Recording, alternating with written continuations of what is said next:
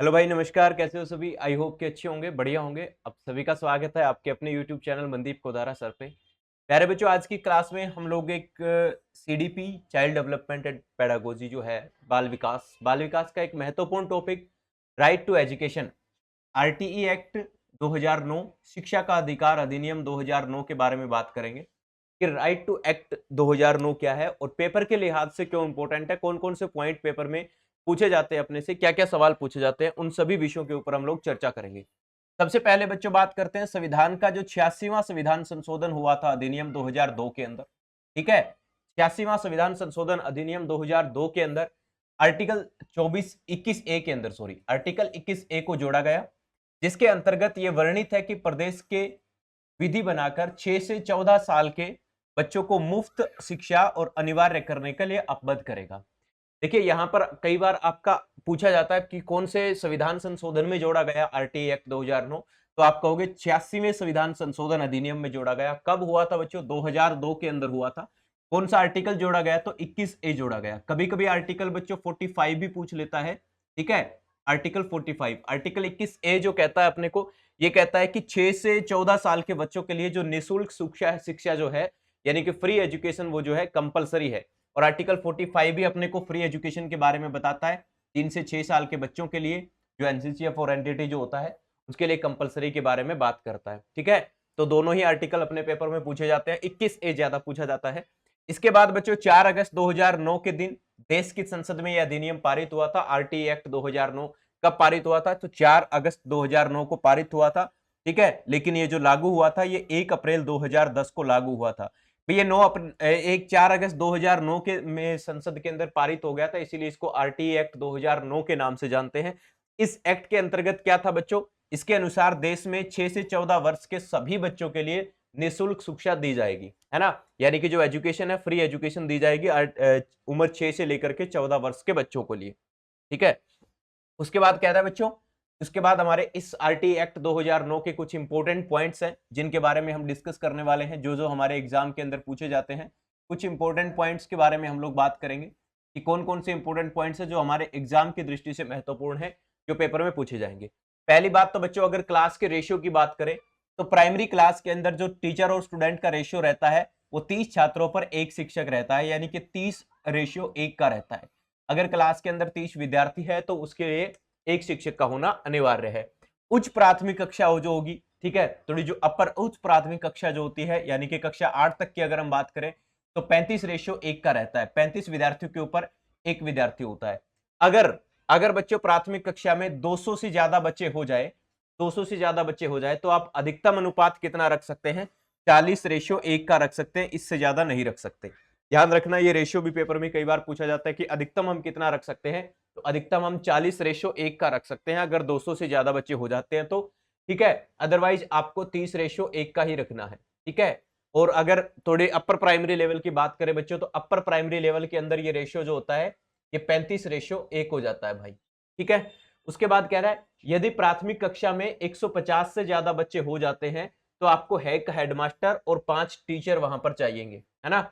एक हेडमास्टर और उसके अलावा 5 वहां पर टीचर, क्योंकि देखिए 30 बच्चों के ऊपर एक टीचर होगा, तो बच्चों अगर 150 बच्चे हैं तो 5 तो टीचर हो गए, और उन 5 टीचर के ऊपर आपको एक हेडमास्टर भी वहां पर रखना पड़ेगा, या हेडमास्टर नहीं, या हेड टीचर, मतलब देख लो कि वहां पर आपको एक हेड टीचर रखना पड़ेगा। ये तो बात होती है टीचर स्टूडेंट के रेशियो की, ये एग्जाम में कई बार पूछा जाता है। उसके बाद बात कर लेते हैं बच्चों, जो घर है, घर से स्कूल की दूरी की क्या इसके अंदर प्रावधान है। तो प्राइमरी कक्षा के लिए बच्चों, यानी कक्षा 1 से 5 के लिए बच्चों के घर से स्कूल की दूरी जो है वो 1 किलोमीटर होनी चाहिए। कितनी होनी चाहिए? 1 किलोमीटर होनी चाहिए। और बच्चों सब प्राइमरी क्लास यानी कक्षा 6 से 8 के लिए बच्चों जो दूरी है, ये कितनी होनी चाहिए? ये अधिकतम 3 किलोमीटर होनी चाहिए। ये दूरी का भी प्रावधान है, यहां से भी कई बार सवाल बन जाता है। अब बात करता है कि सर जो टीचर है वो स्कूल के अंदर बच्चों को कितने घंटे पढ़ाएगा। तो एक टीचर के लिए, एक अध्यापक के लिए कम से कम सप्ताह के अंदर, वीकली, उसको 45 आवर्स पढ़ाना होगा। यानी एक सप्ताह के अंदर टीचर को मिनिमम 45 घंटे जो है बच्चों को पढ़ाना होगा, यानी वहां पर क्लास के अंदर अपनी ड्यूटी देनी होगी। पहली से लेकर 5वीं क्लास तक की ये दो रिपोर्ट है बच्चों, ये दोनों एनुअल है। ठीक है, ये क्या है? ये एनुअल है, यानी कि वार्षिक रूप से। तो वार्षिक रूप से बच्चों बच्चों के लिए 200 दिन, और घंटों की बात करें तो 800 घंटे प्राइमरी स्कूलों के लिए, पहली से लेकर के 5वीं तक। और छठी से लेके 8वीं तक बच्चों 220 दिन है। और जो घंटों की बात करें तो घंटे यहाँ पर 1000 घंटे हैं, है ना। ये सप्ताह वाला 45 घंटे वेरी वेरी इंपॉर्टेंट है बच्चों। सीटेट के अंदर कई बार पूछा जा चुका है, या अदर भी टेट एग्जाम के अंदर कई बार पूछा जा चुका है कि एक अध्यापक को कम से कम सप्ताह में कितने घंटे, 45 घंटे। और पहली से लेके 5वीं तक 300 दिन, सॉरी 200 दिन और 800 घंटे, और छठी से लेके 8वीं तक 220 दिन और 100 घंटे। ठीक है, ये बात हुई हमारी टाइम ड्यूरेशन की।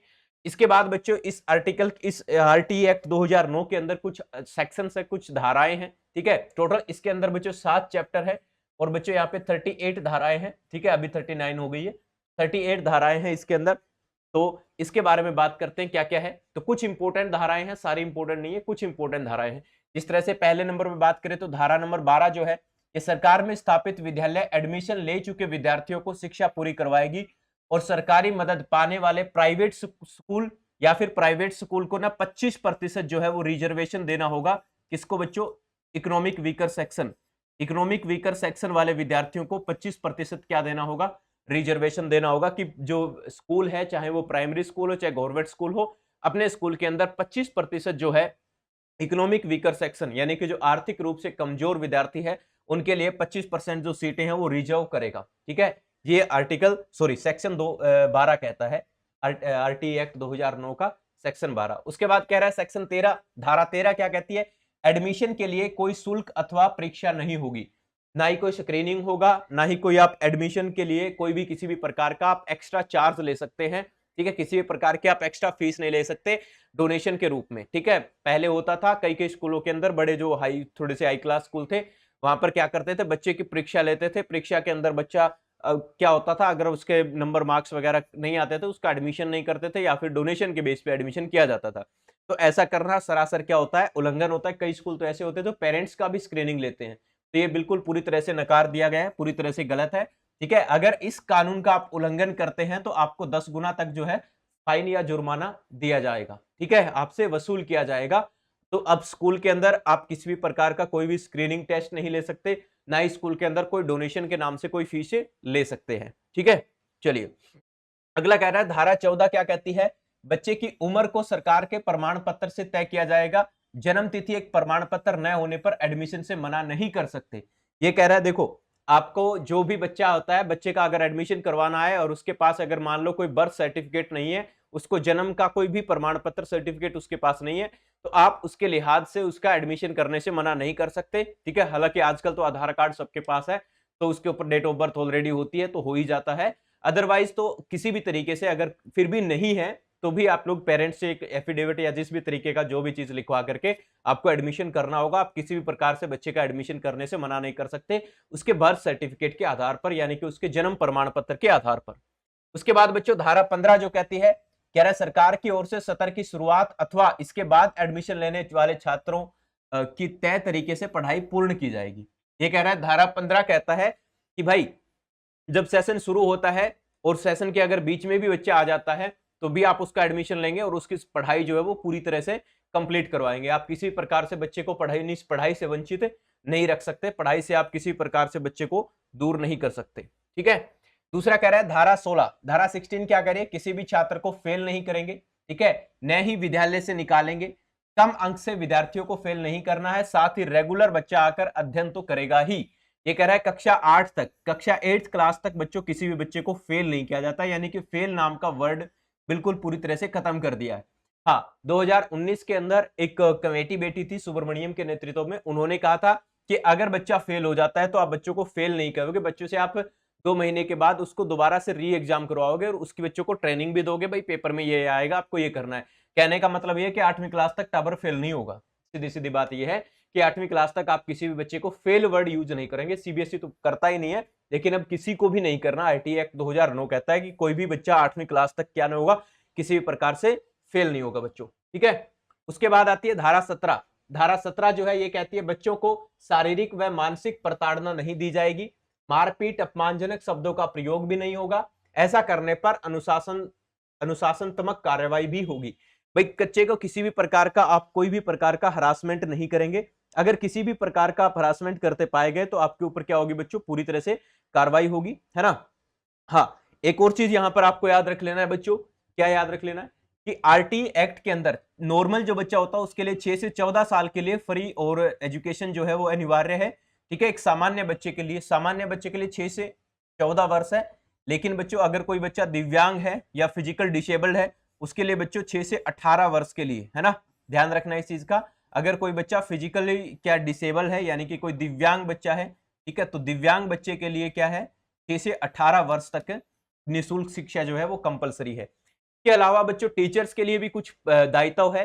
टीचर्स के लिए भी कुछ दायित्व है, आगे वाले बहुत ज्यादा इंपॉर्टेंट है नहीं, कि टीचर की जो ड्यूटी है वो किसी भी गैर शैक्षणिक कार्यों में नहीं लगाई जाएगी, कुछ एक चीजों को छोड़कर, जिस तरह जनगणना को छोड़कर है, चुनाव को छोड़कर है और आपदा प्रबंधन को छोड़कर। इन 3 चीजों को छोड़कर टीचर की किसी भी गैर शैक्षणिक कार्यों में योग्यता नहीं लगाई जाएगी कि मिड डे मील के अंदर लगा दिया या कहीं और लगा दिया। गैर शैक्षणिक कार्यों में उसकी ड्यूटी जो नहीं लगाई जाएगी। इसके अलावा टीचर को जो रहता है अपना जो भी ड्यूटी है, जो भी कर्तव्य है उसका पालन करना पड़ेगा। अध्यापक को जो है, अध्यापक को हमेशा समय पर पंक्चुअल रहना होगा। अपना जो भी निर्धारित पाठ्यक्रम है, निर्धारित करिकुलम है, उसको समय पर पूरा करवाना पड़ेगा। ठीक है, और बच्चों के साथ एक समावेशी तरीके से इंक्लूसिव एजुकेशन, ये भी आरटी एक्ट कहता है कि जो दिव्यांग बच्चे हैं इनको भी समावेशी शिक्षा यानी इंक्लूसिव एजुकेशन का यहाँ पर क्या है प्रावधान है कि एनईपी जो 2020 बताया था उसके अंदर भी इंक्लूसिव एजुकेशन की बात हो रही थी, समावेशी शिक्षा की बात हो रही थी कि हम इनको एक अलग से शिक्षा नहीं देंगे, इनको इंक्लूसिव लर्निंग देंगे, एजुकेशन देंगे, समावेशी शिक्षा देंगे कि एक प्रकार के एनवायरमेंट के अंदर बच्चा रह करके पढ़ सके। इसके अलावा बच्चों टीचर के लिए भी कुछ हमारे दायित्व है या जो भी मतलब प्रोहिबिशन है। एक तो आप फिजिकल हरासमेंट नहीं कर सकते, स्क्रीनिंग नहीं कर सकते, कोई फीस नहीं ले सकते। इसके अलावा बच्चों कोई भी विदाउट रिकॉग्नाइजेशन कोई भी स्कूल आप रन नहीं कर सकते, ये भी आरटी एक्ट 2009 कहता है। दूसरा, अगर कोई टीचर सरकारी स्कूल से जुड़ा हुआ है तो किसी प्रकार का प्राइवेट ट्यूशन भी नहीं कर सकता, जहां से उसकी कोई दूसरा अर्निंग का सोर्स है उसके ऊपर काम नहीं कर सकता। आप विद्यालय से अलावा किसी दूसरी भी शैक्षणिक एक्टिविटी के अंदर इन्वॉल्व नहीं होगे जहां से आप पैसा ले रहे हैं। हाँ, फ्री में कोई समाज सेवा कर रहे हैं, किसी गरीब बच्चों को पढ़ा रहे हैं, वो अलग बात है, वो अलग दायरा है, लेकिन आप किसी भी प्रकार का कोई प्राइवेट ट्यूशन टाइप आप लोग नहीं दोगे। तो ये बच्चों आपका आरटी एक्ट 2009 था। इसके अंदर जो जो इंपोर्टेंट पॉइंट थे मैंने सारे इंपोर्टेंट पॉइंट यहां पर इंक्लूड करने की कोशिश की है। आई होप कि आपको वीडियो अच्छा लगा होगा। अगर वीडियो अच्छा लगा है तो वीडियो को लाइक करना, शेयर भी करना सभी बच्चों के पास। और ऐसे ही अगर और किसी टॉपिक के ऊपर आप वीडियो चाहते हैं, सीडीपी से रिलेटेड, पेडागोजी से रिलेटेड, किसी भी टॉपिक से रिलेटेड अगर आप वीडियो चाहते हैं तो आप कमेंट बॉक्स में कमेंट कर देना। अगली वीडियो हम उसी सेक्शन पे बनाएंगे। टेट आने वाला है और भी बहुत सारे टेट आने वाले हैं, हर एग्जाम के लिए वीडियो हेल्पफुल रहने वाला है। जय हिंद, जय भारत। पहली बार आए हैं तो चैनल को सब्सक्राइब भी कर ले भाई।